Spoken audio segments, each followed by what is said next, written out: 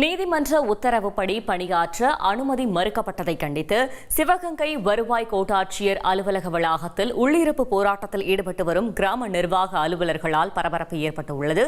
கூடுதல் தகவலை செய்தியாளர் சுந்தர் வழங்கிட கேட்கலாம். சுந்தர், வணக்கம். மேலும் தகவல்களை சொல்லுங்க.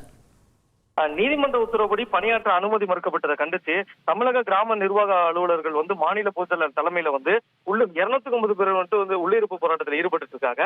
சிவகங்கை வருவாய் கோட்டாட்சியர் அலுவலக வளாகத்தில் உள்ளிருப்பு போராட்டத்துக்கு மாவட்ட தலைவர் முத்துவேல் தலைமையில மாநில பொதுச்செயலாளர் செல்வன் உள்ளிட்ட 100க்கும் மேற்பட்டோர் பங்கேற்று போராட்டத்தில் ஈடுபட்டு இருக்காங்க. சிவகங்கை மாவட்டம் திருப்போணம் கொத்தமங்கலம் வடக்கு கிராம அலுவலராக பயன்பட்டு செயல்பட்டு வருவதா ஜெயலட்சுமி கடந்த 2022, 2025 வரை பணியாற்றினாரு. கடந்த மார்ச் மாதம் பணியிட மாற்றம் செய்யப்பட்டாரு.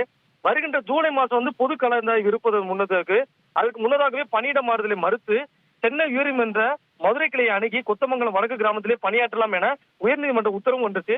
ஆனா அந்த உத்தரவு சிவகங்கை வருவாய் கோட்டாட்சியர் பணியாற்றுவதற்கு தயக்கம் காட்டுவதாக கூறி தமிழ்நாடு நிர்வாக அலுவலர் சங்க சார்பில் மாவட்ட அளவிலான உறுப்பினர்கள் 250க்கு மேற்பட்டோர் சிவகங்கை மாவட்டம் முழுவதும் தற்செயல் விடுத்து இந்த போராட்டத்தில் ஈடுபட்டிருக்காங்க. 100க்கும் மேற்பட்ட விஓக்கள் உள்ளிருப்பு போராட்டத்தில் ஈடுபட்டிருக்காங்க.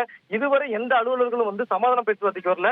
தற்போதுதான் சிவகங்கை வட்டாட்சியர் தலைமையில பேச்சுவார்த்தை நடந்துட்டு இருக்கு. அதுவும் காரசாரமா நடந்துட்டு இருக்கு. சிவகங்கை மாவட்டம் முழுவதும் வருவாய்த்துறையில பணிகள் முடக்கம் ஏற்பட்டிருக்கு. விஓக்கள் மொத்தமா போராடிட்டு இருக்கிறதால இங்க சுச்சுவேஷன் பரபரப்பா தான் காணப்படுகிறது. தகவல்களுக்கு நன்றி சுந்தர்.